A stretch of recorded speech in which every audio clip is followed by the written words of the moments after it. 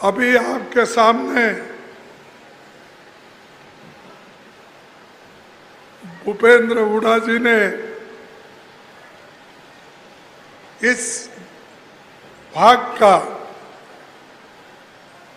कैसी प्रगति थी और अब इस 10 साल में अपने आप को डबल इंजन सरकार कहने वाली उसने क्या हालत कर रखी है। तो आपको ये चुनाव बड़े मजबूती के साथ लड़ना है और कांग्रेस के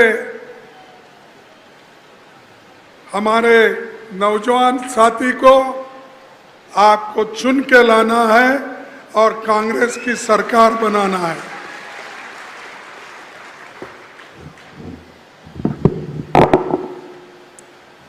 हांसी की ये जो इसको तो अब सब डिवीजन है, यहाँ के लोगों का डिमांड है कि इसको जिला करें। मैं समझता हूँ अगर हमारी सरकार को भारी बहुमत से आप जिताएंगे, ये भी कामयाबी आपको मिलेगी।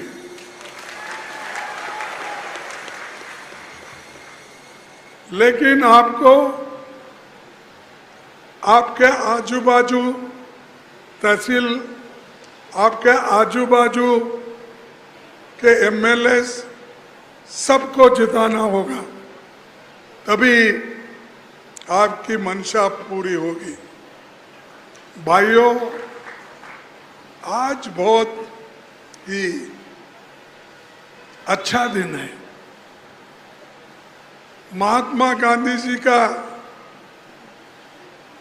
जन्मदिन है, जिसने हमको आज़ादी दिलाई, जिसने हमको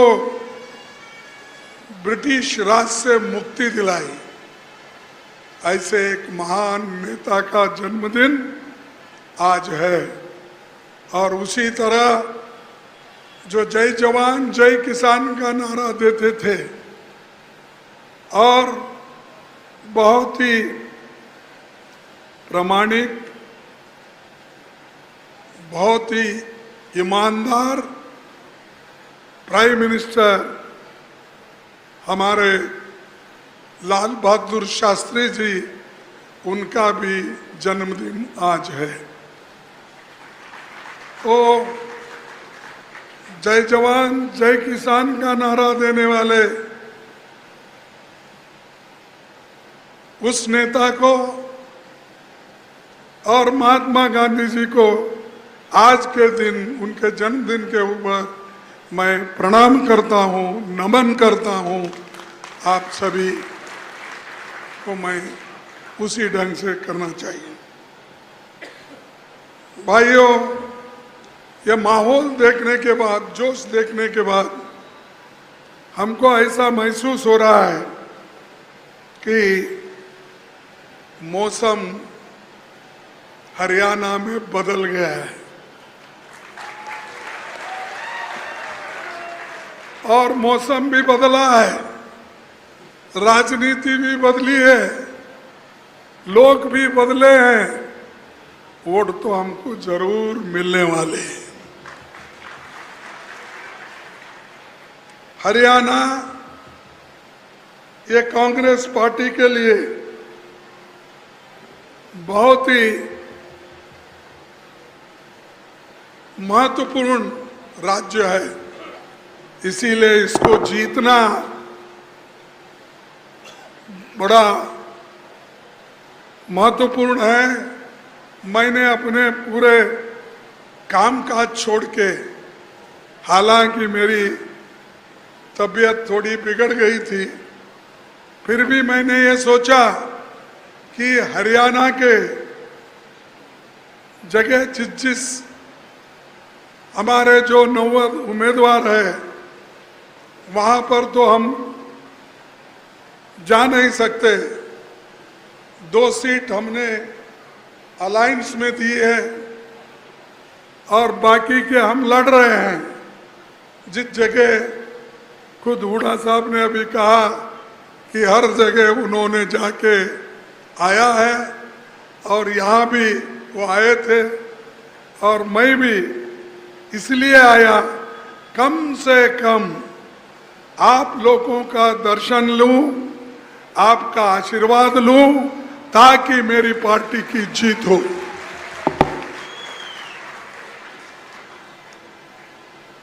हरियाणा को आज अच्छे स्थिति में लाने की अगर किसी ने कोशिश की तो पंडित जवाहरलाल नेहरू जी ने की। आपको याद होना चाहिए बाकरा नांगल किसने बनाया? किसने बनाया बाकरा नांगल? पंडित जवाहरलाल नेहरू जी ने। हरी क्रांति यहां पर आई, किसके वजह से आई? कांग्रेस के वजह से आई। बिजली, पानी, कारखाने, पावर प्लांट, ये सारी चीजें हमने बनाई और इंदिरा गांधी ने इसको सेपरेट स्टेट बनाया। ये भी कांग्रेस की देन है। लेकिन बीजेपी कुछ नहीं की और बोलती है कि हमने, जैसा कि देश को आजादी 2014 में मिली, ऐसी बात करते हैं। उनको यह मालूम नहीं आजादी गांधी जी ने दिलाई, नेहरू जी ने दिलाया। ये सभी लोग जेल में जाकर हमारे लिए अपने खुशियों को बांट दिए थे। लेकिन आज जो परसों हुकूमत में आए हैं वो क्रेडिट लेते हैं, सब कुछ हमने किया। कहीं भी पूछो किसको, यहाँ एक बात है कि ये नहीं बोलते कि हमने रेल बनाया, रोड बनाया, पोर्ट बनाया। जो कुछ हमने बनाया उसका क्रेडिट तो वो ले लेते हैं और सब चीजों पे उन्होंने जीएसटी तो लगाई। आपके फर्टिलाइजर पे, आपके ट्रैक्टर पे, आपके पेस्टिसाइड पे, सब पे जीएसटी लगाई। पहले तो बोलते थे किसानों की हम हिफाजत करेंगे, किसानों के लिए हम हैं। कांग्रेस देश को बर्बाद किया ताकि बाकरा नांगल इन्हों ही बंधाए। इनके जमाने में ही वो मोदी साहब ही आकर खड़े होकर बांधे। खट्टर साहब भी वो खड़े होकर बिजली तैयार किए। अरे आप लोग जब पैदा नहीं हुए उस वक्त हरियाणा के लिए लड़ने वाले हमारे जवाहरलाल नेहरू जी, लाल बहादुर शास्त्री जी, इन्होंने फाउंडेशन डाला, इन्होंने यहाँ के लोगों के लिए अपना काम किया। और आपको मैं ये कहूँगा कि कांग्रेस ने 6 मेडिकल कॉलेजेस यहाँ पर बनाए। इधर में एम्स, हरियाणा में national institute of fashion technology और डॉक्टर अंबेडकर लॉ यूनिवर्सिटी अगर किसी ने बनाया तो वो कांग्रेस ने बनाया।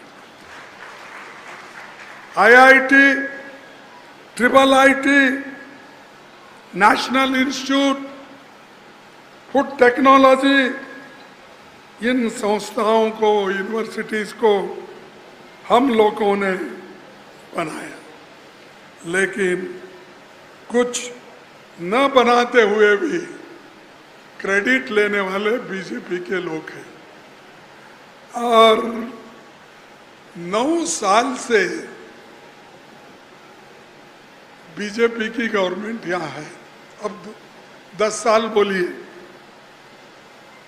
10 साल में आपका कौन सा ऐसा काम है लोगों को दिखाने लायक, आप बोलिए।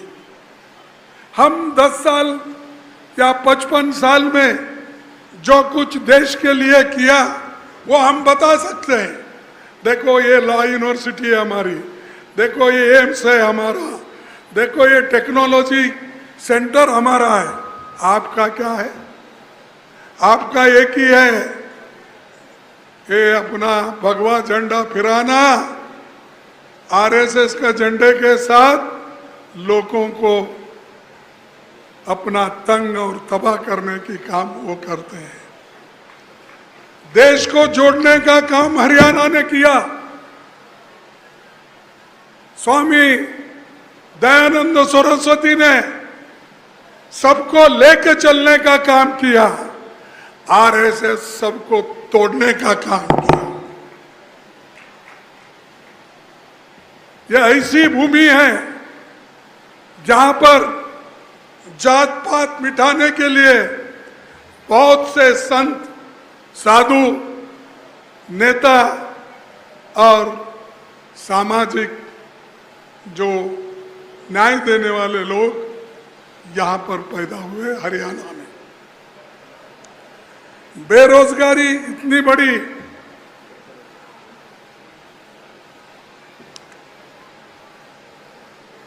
बेरोजगारी बढ़ी, इसकी चिंता है बीजेपी को। अब बोल रही है जब हमारा 7 वायदे पक्के इरादे का ये जो हमारा मैनिफेस्टो आया, ये मैनिफेस्टो आने के बाद अब वो बोल रहे हम महिलाओं का सम्मान करते हैं, महिलाओं को 2100 रुपए देते हैं। उन्होंने कहा अरे हम पहले ही बोल चुके हैं 2000 रुपए महिलाओं को हम देंगे। अगर तुम देने वाले थे तब 10 साल में क्यों नहीं दिए? क्योंकि हम बोल रहे तुम उसके लिए 1 रुपए चढ़ाना। जैसा मंडी में, मार्केट में ऑक्शन होता ना, ऑक्शन में क्या करते हैं लोग, किसी चीज की खरीदारी होती है तो कोई बोलता है 1000 रुपए, कोई बोलता है 2000, कोई बोलता है 2010, कोई बोलता है 2100। अरे ऐसे बोलने से थोड़ी देश का उद्धार होने वाला है।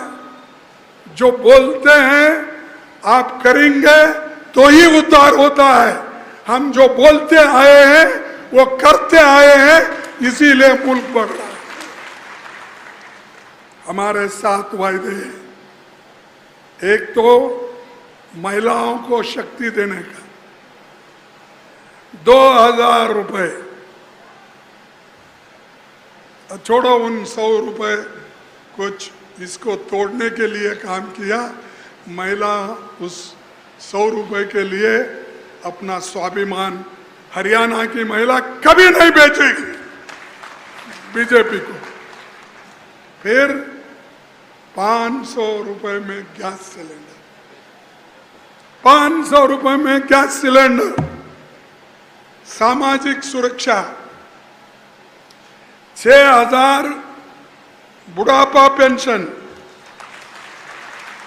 6000 दिव्यांग पेंशन, 6000 विधवा पेंशन और ओपीएस फिर बहाल करेंगे। सब लोगों को हम जो कहें वो हम दिला के रहेंगे।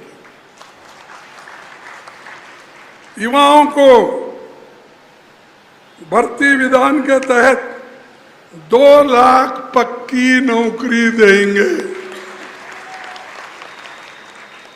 और नशा मुक्त हरियाणा बनाएंगे। इन्हों सब युवकों को नशे में डाले, ड्रग्स में डाले, कॉन्ट्रैक्ट करके लोगों को, अपने लोगों को देकर फंसाए। आज लोग बेरोजगार क्यों हैं? कि ये लोग नौकरियां ही नहीं देते, 250 नौकरियां भर्ती नहीं करते, फिर ऊपर से बोलते 5 लाख नौकरियां देंगे। कहां देते भाई 5 लाख? फिर नको कौन बोले थे? 10 साल क्यों नहीं करे? मैं ये पूछता हूं, तुम्हारे हाथ में हुकूमत थी, तुम्हारी गवर्नमेंट है, खट्टर वहां बैठे हुए थे लाठी लेके किसानों को मारने के लिए। उन्होंने तो ये कहा, किसानों का आंदोलन चल रहा था तो उन्होंने क्या कहा? ये कहा एक एक गांव में 500,000 लोग जमो, हाथ में हाथी लो, डंडा लो और मार के भगाओ। ये किसानों के लिए उन्होंने कहा। आप समझेंगे ये झूठ है। मैं आपको बताना चाहता हूं, उन्होंने अपने ही बातों में ये कहा था, हर जिले में 500-1000 लोग खड़े करो। अपने बीजेपी लोगों को बोल रहे हो, डंडे उठा लो, 2-4 माह में जमानत हो जाएगी, अंदर रहकर आओगे तो बड़े नेता बनेंगे। ये बीजेपी को बोल रहे खट्टर। अगर जेल में जाता है तो बड़ा नेता बनता है, ये बीजेपी का कहना है। और इसीलिए भाइयों, हम जो करते आए हैं उसमें युवाओं के लिए भी, फिर उसके साथ हर परिवार को खुशहाली, 300 यूनिट फ्री बिजली, 300 यूनिट फ्री बिजली। आप बिजली चाहिए या नहीं? आपको फ्री चाहिए तो हाथ उठाओ। महिला, वहां पर महिला नहीं उठा रहे। आपको बिजली नहीं चाहिए? 25 लाख तक मुफ्त इलाज, गरीबों का छत, 100 गज का प्लॉट, 3.5 लाख रुपए की लागत से 2 कमरों का मकान। और किसानों की समृद्धि, एमएसपी की कानूनी गारंटी, तत्काल फसल का मुआवजा, ये हमारे एजेंडे में है। 7वां हमारा एजेंडा, पिछड़ों को अधिकार, जातिगत सर्वे, क्रीमी लेयर की सीमा 8 लाख से बढ़ाकर 10 लाख तक किया गया। तो ये हमारे वायदे हैं, पक्के हैं, इसको कोई छीन नहीं लग सकता। हम ये करके दिखाएंगे। ये मोदी जी और उनके सब लोग तोड़ मोड़ की राजकानी करते। हमारे पास ऐसा नहीं। आप देखे होंगे राहुल गांधी जी कन्याकुमारी से लेकर कश्मीर तक पैदल चले, भारत जोड़ो यात्रा की। क्या कभी मोदी ने ऐसी यात्रा की है? अरे यहां मणिपुर में लोग मर रहे हैं, लड़ रहे हैं, रेप हो रहे हैं, घर जलाए जा रहे हैं, वहां पर विमान में नहीं जाके आ सक रहे, प्लेन में नहीं जा रहे, आज तक मणिपुर नहीं गए। मैं पूछता हूं क्यों? वहां औरतें नहीं है, महिलाएं नहीं है, लोग नहीं है, मणिपुर हमारा भारत का हिस्सा नहीं है। तो ये काम आप देखिए कितने डरते हैं ये लोग, लेकिन हमारी और एक यात्रा शुरू हो गई मणिपुर से लेकर बंबई तक, वो भी राहुल गांधी ने खुद जाकर दिखाई।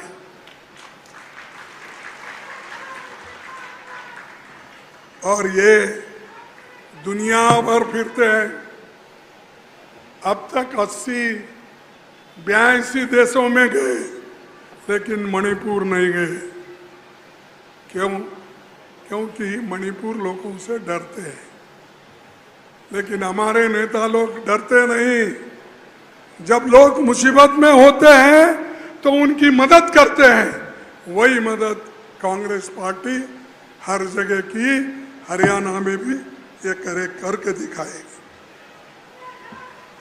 और यहाँ पर जो भी कमजोर तबके के लोगों को जो पोस्ट है, चाहे वो निचले दर्जे के हो या बीच के हो, उसको परमानेंट पोस्ट करने का हमारा वायदा है और परमानेंट नौकरी हम दिला के रहेंगे। इसके साथ ही साथ ये लोग खूब गुमराह कर रहे हैं दलित को, पिछड़े को और माइनॉरिटीज को, सबको। लेकिन हम गरीबों के साथ हैं, कभी गरीबों को नुकसान होने नहीं देंगे।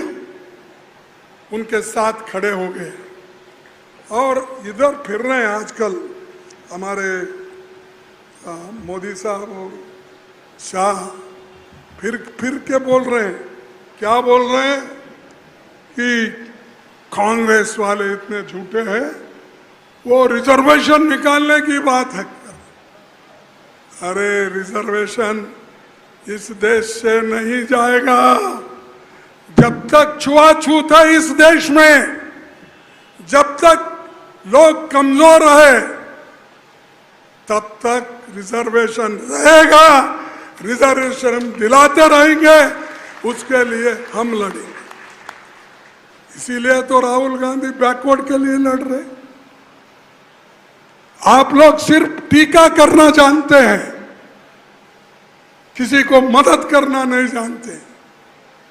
हम लोग रिजर्वेशन भी टिकाएंगे और ओबीसी को रिजर्वेशन भी दिलाएंगे, बैकलॉग वैकेंसी भी भरेंगे, सारी चीजें हम करके दिखाएंगे।